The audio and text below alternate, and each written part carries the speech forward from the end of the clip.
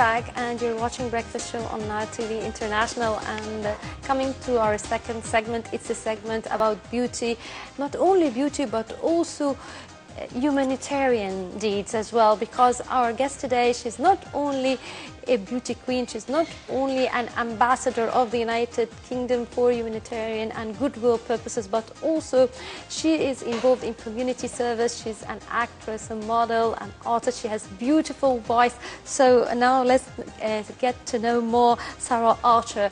Actually, Sarah, her father is British and her mother is Iraqi. Yeah. So welcome with us. Good morning. Good morning. Thank you for that lovely introduction. Sarah, you're a mixture of culture, Arab and foreign culture.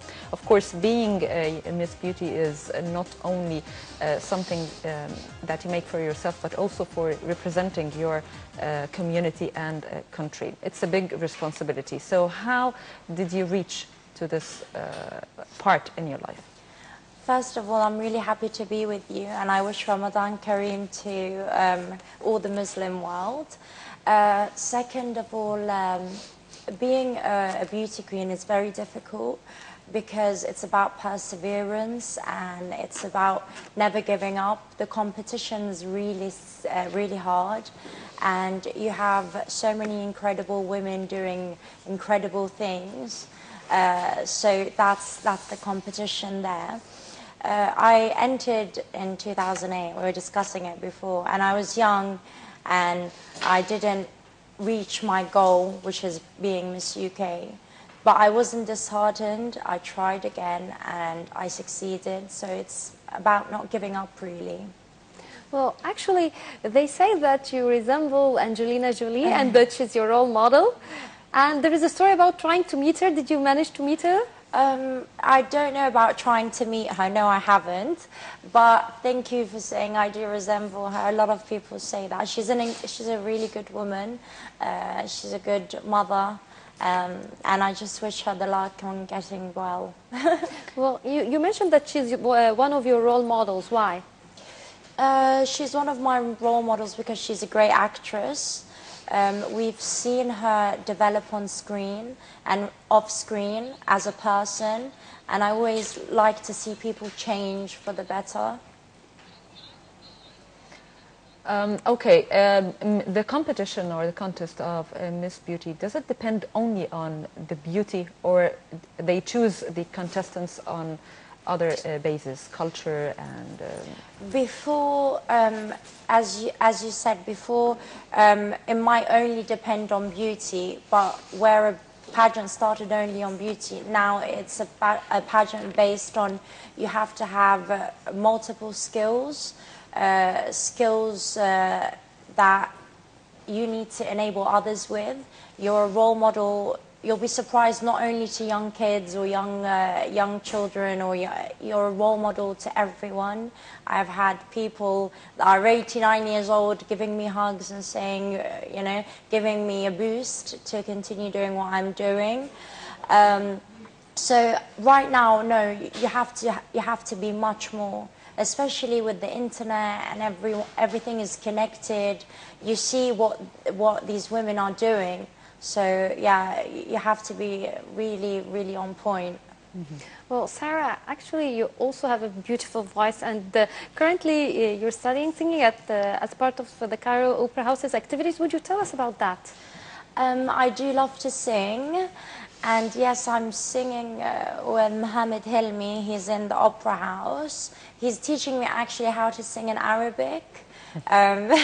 Which is quite difficult for me, but I enjoy it. Yeah. So you'd like to try to... Would you sing for us? Sure. Well, the mic is over there. Oh, that's a lovely mic. Well, it's an old-fashioned mic, but it will do. Oh, is it like that? Like that? Yeah. Okay. What are you going to sing? What do you want? In Arabic or in Something English? that you feel you'll be comfortable with. I'm a bit nervous. Adele, okay. I heard that you settled down, that you found a girl and you're married now. I heard that your dreams came true. Guess she gave you things I didn't give to you. Beautiful. Now, Very lovely voice. It's interesting that, you know, Sarah mentioned in one of the articles I read about her that her singing idols, Sarah. yeah, sort of, that her singing idols are Alisa and Amal Maher. Is that true? Yeah, I love Amal Maher. She's fantastic, and Elisa is a very successful singer as well. I love Amr Diab and Hamay. So now you're staying in Egypt? No, I'm not, but to me Egypt is very important, and I'm actually really glad to be on your show because it's the first show that's in English, so my international fans can actually understand why I'm here and why I'm in Egypt. Yeah. First of all, I really love Egypt. I've been coming to Egypt for a very long time. First, it started off just as holidays, Sharm el-Sheikh, Hurghada, and then we started coming more frequently. I just love the weather and the people and the excitement. And as my mother's from an Arabic background, I enjoy speaking Arabic. I enjoy communicating, eating the food. So that's one. Two, I love working in Egypt. I work with different things. My campaign right now is blood donation. I did it in the UK. It was very successful. And I'm doing it in Egypt. It's called Bleed for Egypt. We're going to hopefully work with Nadi Al-Ahli, getting all the football to donate, getting all the basketball players, or basically all the teams, because blood donation is really important and it can really save a life. In that 1 minute, you can save someone's life, someone with leukemia, someone that just had an accident, and blood is always needed. Sometimes people tell me, oh, there's a lot of people doing it. I'm saying, no, it doesn't matter who's doing it. We can have 50 people doing it. We can have 100 people doing it. But as long as we're doing it, we're donating blood. We're creating that awareness for people to go and donate. So it's really important for me. I'm a donator myself. And it's fun as well because you work for it. You want to go running. You want to be active. You want to eat healthy. And another thing that I'm supporting in Egypt and I'm so proud of is the Cairo Runners. The Cairo Runners are youth getting together every Friday, taking over the streets of Egypt, running around, getting healthy and fit. And they had their first half marathon, which was 21 kilos. I ran it. It was harder than the Paris Marathon, and the Paris Marathon was 42 kilos. But I was so proud. Actually, I came on a flight at 5 o'clock, then drove there with the driver, ran. But I had to support that cause because it's like deep-rooted in me. Well, in addition to the community service and humanitarian campaigns you're conducting, also you're interested in acting, and you actually had an Egyptian and also an American or a Western experience. I think the film was called Cowboy. Is it B or Ben? Cowboy Ben. Ben, yeah. Yeah, we have. I have upcoming movies: Queen Isis, Deadline, The Levelers. Whereas I took time off for studying and for doing other things. Now that's what I really love, acting, and I'm so happy that I got to act in one of the best cinemas in the world, which is the Egyptian one. It's such an honor. And also with Mustafa Shaban, one of the greatest and oldest actors as well. He's been in the cinema for 25 years. He's young, he's not old. Okay, Sarah, I want to ask you a question. Since you are from an Arab background, especially from Iraq, did you ever thought of conveying what's happening in Iraq to the British, as long as you're doing things for humanity, and now you're having this responsibility of being Miss UK in 2014. So you are a kind of ambassador to the UK and also to Iraq. Did you ever think of doing such a mission? Iraq is a very important country for me. And sometimes people ask me, why am I always in Egypt working? Because Iraq does not have a platform for me to access. In a numerous amount of times, I've tried to approach someone or something in Iraq, and it's really closed off. People are dying, there's so much misery, there's so much pain, and I wish I knew what to do about it, but I just can't. So if there is anyone out there that has a platform ready for me to go, I'm willing and available. But it's just closed off, whereas Egypt has so many different organizations, so many different platforms.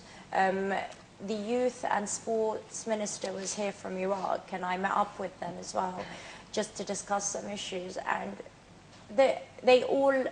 Egypt participates in so many things, in almost so many campaigns, whereas Iraq, we're the second wealthiest country in the world, not only in oil reserves, but in sulfur, in natural resources. We have 2 rivers. We have so much that we can do. But I don't know, I can't tell you the political side of it, because I just don't know. There are rules and regulations which are constantly changing. And speaking of politics, Sisi, happy anniversary. Yeah, thank you. He's doing a very good job.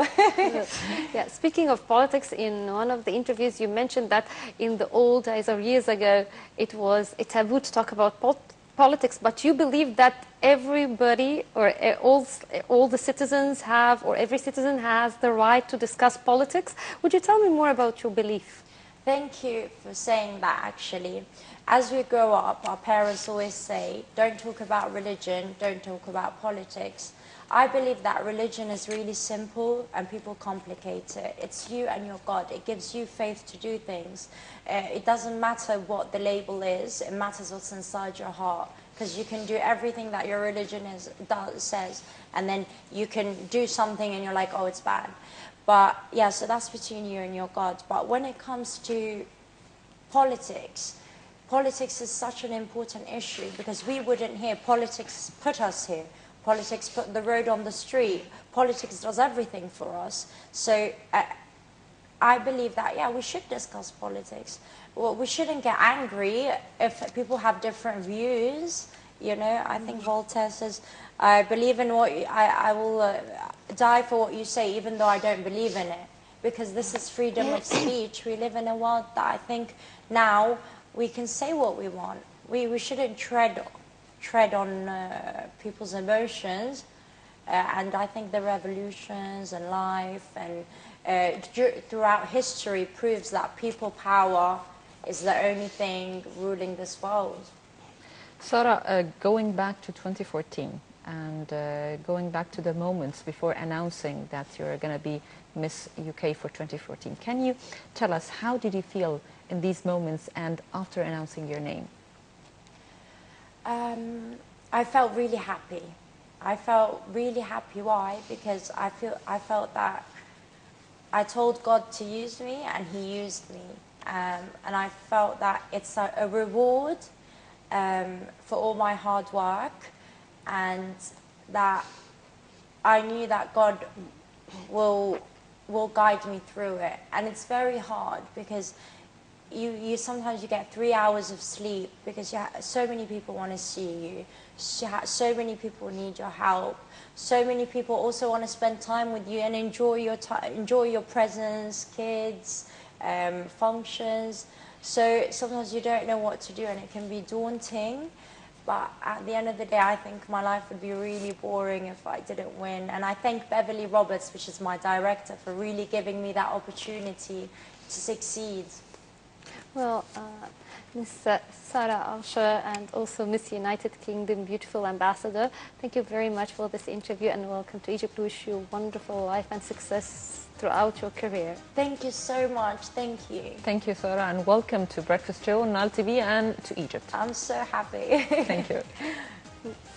Well, and that brings the end of this episode of Breakfast Show. But first of all, I have to thank my colleague. Thank you very much, Tina. Thank you, Rasha. Happy Ramadan. Happy Ramadan to all of you.